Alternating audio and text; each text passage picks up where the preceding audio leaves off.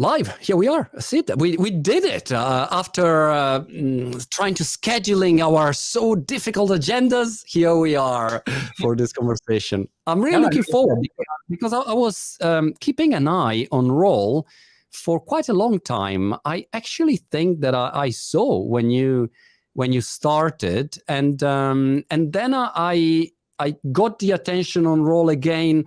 Moving forward, I saw the Professor launching on Roll, and I'm a big fan of the Professor. So I thought, wow, this is really a cool move. And I thought I have absolutely to chat to see what's going on there. First of all, Sid, what's your background?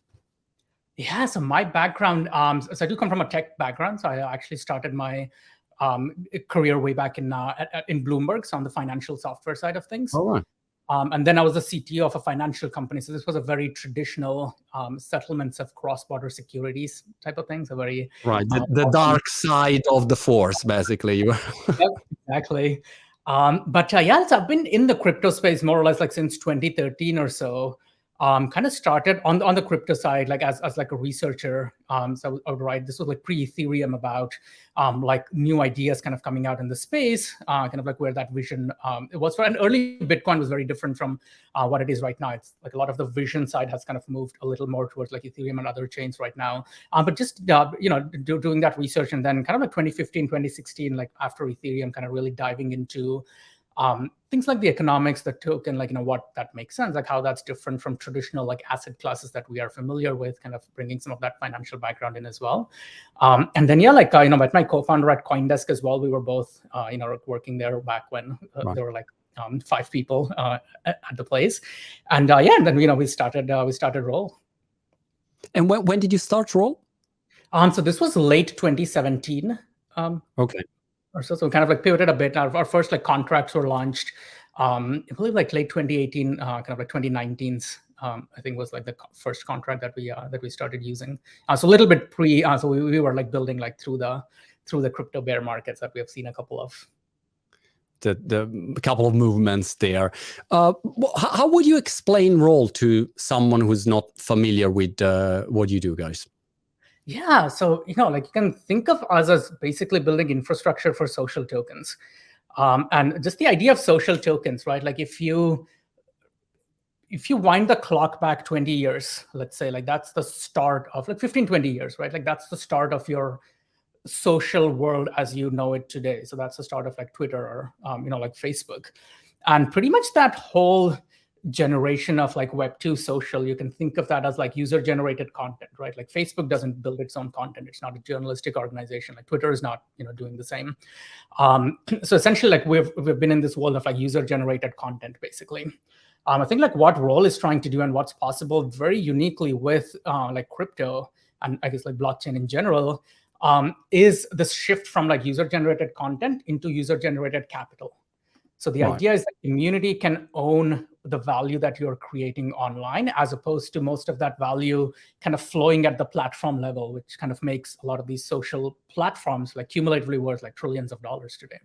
So that's the highest level intuition, right? It's like if you look at, if I were to ask you like, who owns the internet today? No. It's like, well, you and I don't really own the internet. It's like maybe to some extent, like the employees at Facebook or the shareholders of Facebook to some extent like own or like benefit from that value the internet's generating, but there's no like ownership level there. So yeah, like, with many of other crypto protocols and including social tokens, we're trying to change that dynamic. That's so interesting for creators. I mean, I'm an entrepreneur, but I'm also, let's say, a creator. I don't know what kind of creator, an older creator, I can say. But I think it's when you produce content, for instance, for many years. I'm doing it for 9 years now on all social media, Facebook, YouTube, TikTok, blah, blah, blah. You really understand that you build something, thanks to these platforms, of course, that they allow you to reach an audience. But at the end, you build a community that is not yours. They can freeze your account in a second, and anything you do, yeah, so of course you can monetize, but the truth is that you are zero in control. So you put this huge effort, and people really want to connect with you, but there is someone in between that say, no, I'm in charge, I'm in control.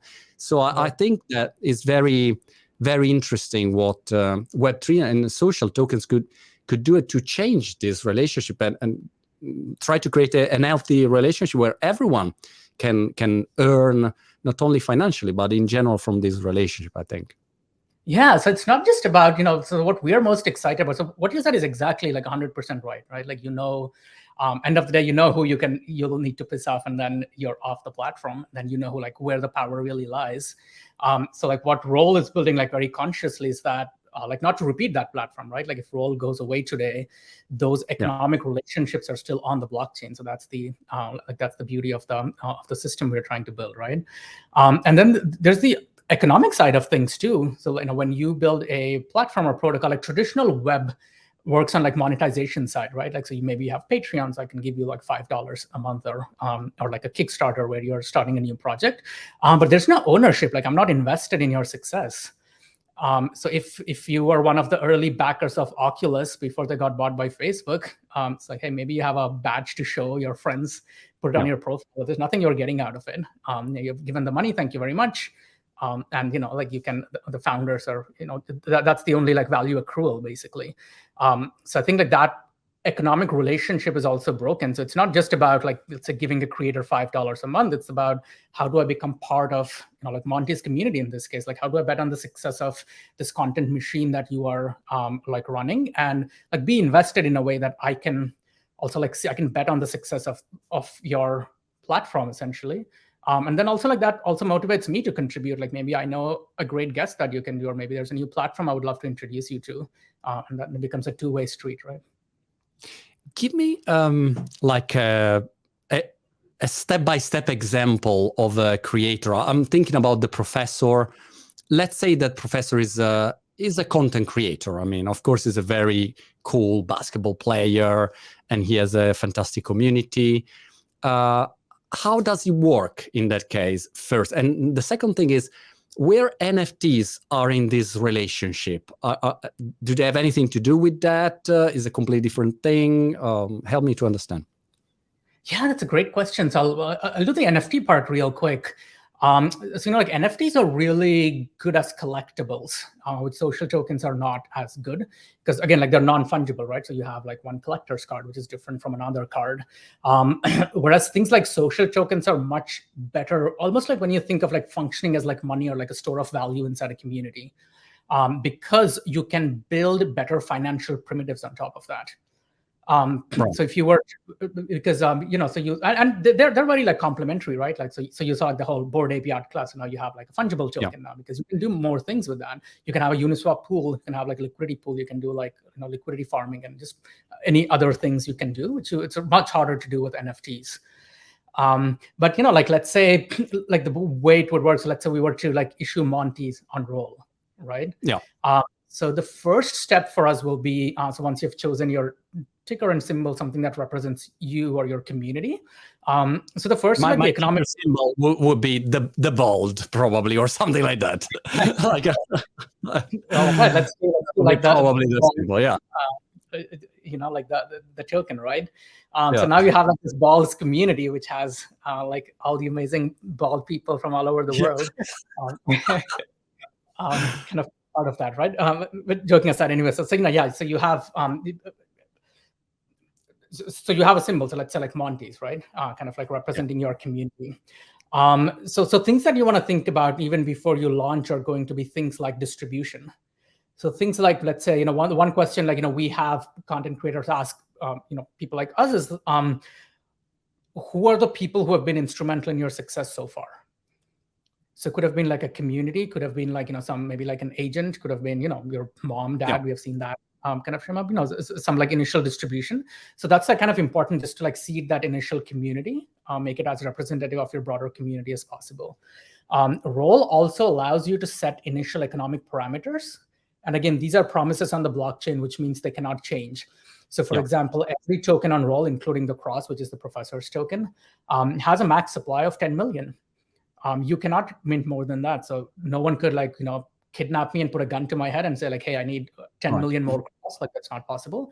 And same with on the creator side, like the professor cannot mint additional cross tokens. So that's promises set in the blockchain, right? Okay. And then we also have like a vesting. So we usually run like about a 1-year vesting because generally we want the creators and the community in general to benefit from the value created in the future as opposed to the past. So usually we do about like 20% upfront. So you'll have like 2 million Montes that you will have in your wallet on day 0, and the rest will vest over a period of like 12 months. Right. Got it. And then it's about like the distribution, right? Like what's important to you as the Monte community grows.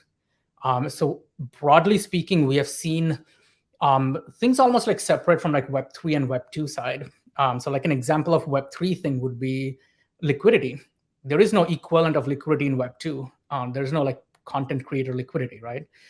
So like we are building a product very soon, like where you can kind of like reward as a creator, like you can create your own reward structure that rewards liquidity providers for like an AMM like Uniswap, for example, who provide liquidity to the Monty token. Like you can do that, and you can do a collaboration. So you can do, so let's say like you want to run a collaboration with the professor, you can say that anyone who provides liquidity to Cross, let's say, will get not only Cross but also Monty now. I so see. like different communities to like collaborate, right? So we can kind of like do that. So ultimately, it's about the ownership, right? It kind of does come from a little bit of financialization of kind of plugging into DeFi protocols. And on Web2 side, our vision. So this is not complete yet. We are in a little bit of like a beta stage right now. The broad vision would be to make any Web2 platform Web3 compatible through role APIs. Right. Interesting. In that sense, it's almost like a Stripe, right? Like where we can abstract all of the complexity of blockchain away from traditional platforms, which is that's not their business, right? They're not in the Web3 business. They're not in the smart contract business. They're in like providing that really great platform for creators. That's what they want to do. And they can just plug into the role APIs as simple as if you want to implement a tip button, you can click the button and you'll have a tip of 1 Monty. But behind the scenes, like there's a complex interaction in blockchain transactions, and all of that's going to be handled by role. So that's a long-term vision of where we want to build. Got it. Super interesting. By the way, 2 days ago was this ape token that was really, really incredible. And I saw the news that probably you can pay subscription to, I think, Times or something like that with the ape token. So that's interesting. It's sort of collab that you can do once you have the token accepted. Other players, they can say, all right, pay me with that token, and is interesting. My question is, Sid, tell me about the regulatory framework, because every time I do something now, I have my lawyers immediately say, no, you can't do that. How about, no, you can't. What about if we give a percentage of, no, you can't. In the UK, you cannot. There's a security. You go in jail. So you say, guys, I can't do anything. So that's a bit tricky. What's the situation there? Because, for instance, I've been thinking about the token for a long time. I know a lot of creators thinking about that, but maybe they are in Italy, in UK, in Europe, and they think, that could be risky. And from a legal perspective, accounting perspective, how did you solve that? Yeah, so like we generally like try to like follow the guidance of what was called like the Howey test, right? Like in the US, like way back in the day. So kind of like the value of the token not being driven solely by the efforts of like one person or promoter or something. And we don't use it as a fundraising mechanism. That's like a big thing. So we're not exactly, like when you mint. So when the Cross was minted, it wasn't like an ICO or something of that nature. So like that's part of the thing. It's a very evolving landscape, regulatory landscape, as I'm sure I've talked to like many people, like in the space. Everyone's kind of running into the same thing. You're trying to apply, like literally like the laws written in like 10s, 1920s, kind of in the Security Act, for example, like kind of like almost 100 years old, right, to this new area. So it's very tricky. But things that you can do, so things that, you probably like, we wouldn't really be like very happy with doing would be like, promising, let's say like book royalty sales, which I would love to see as a concept, but not something I think we are ready to support on roll, just given that regulatory risk that you're talking about. But things that we have seen that are really work out is almost like this kind of a DAO model, right? where social tokens are uniquely very able to do that, and kind of a much better medium than, let's say, NFTs, for example, is that you can create a treasury now.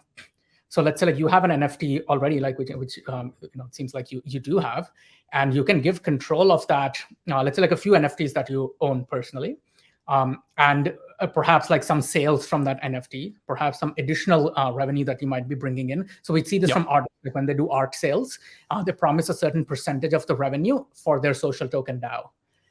And now all of a sudden, even though it's not exactly like a dividend per se, in some ways it's very interesting because so you've built this Monty community, right? Like it's centered around something, let's say like content creation, and pick a cause that the community really believes in. Like maybe there's a very up and upcoming content creator, I don't know, in like Ukraine, and maybe you want to support them, and they just want to quit their job, and so getting something like I don't know, like $1,000 a month would be like life changing for them, and that's a thing that the community have built is passionate about. They can direct those DAO funds towards that cause, right? Right. Or maybe they think that, hey, we have found the next biggest NFT play for like content creation, and we would like love to be a part of that. And so that community could benefit from your experience as a content creator and what your community brings. So maybe they just do an investment, right, like into an NFT, or they could even do, we've seen like DAO investments do like pre-sale, like equity rounds right now. So that canvas is very wide. So imagine like you have a book sale where part of that revenue gets sent to the DAO, and the DAO is governed by the social token holders of, which is like Monty's in this case. Right. I think like that would be a very interesting model. Interesting. So it's not a direct revenue share of your book royalties.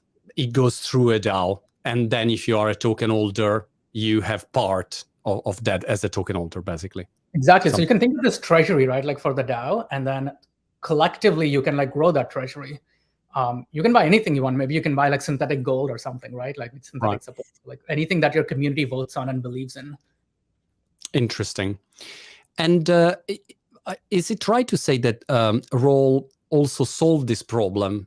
If, I don't know, the professor, he could have launched his own token by himself. He said, all right, I launched my token. But then he probably had to deal with all of the, not only the infrastructure, but all the legal side, accounting side, all of the distribution terms. I imagine that there is a big work behind that, and Roll solved basically that kind of pain. Is it correct? Yeah, that's exactly right. Like, we do want to become that one place where it's much easier to like launch your own token, and all of these other things are taken care of, right? And over time, so again, like we are building like some products. So think of the things that come out of the box today. So for example, vesting comes out of the box today. So if you want to vest your tokens to a DAO for the next, I don't know, like 10 years, because you want to show that you are in this for the long term, like you can do that through Roll. Like just give us the numbers and it's done one click, right? But if you have to like do it yourself, then it's more work for you. And then over time, we'll keep building those infrastructure pieces. So we'll have like the liquidity farming kind of a product that I just mentioned, right? Like you can launch basically your own liquidity incentive program on Roll. So that comes free now, like once you issue on Roll, and then we'll have other products in the future. And the other thing that we are also trying to solve is this whole like Web 2 to Web 3 bridge, right? And as much as I would love to see everyone in the world have a native Web 3 wallet, it's just like we're far away from that, right? But then, being able to sign up for small amounts of social tokens, which are not very material, like being able to sign up as easy as signing up to a Facebook and being able to hold some of that like social token. It's the first entry for a lot of people into crypto. Because you're already part of these communities, right? You already follow the professor. And yeah, so just like being able to like do that is pretty powerful. So you can send one link, you can share it on an Instagram live story, and anyone who clicks and signs up to Roll can get like 5 cross or, tingles or some other social token we have issued.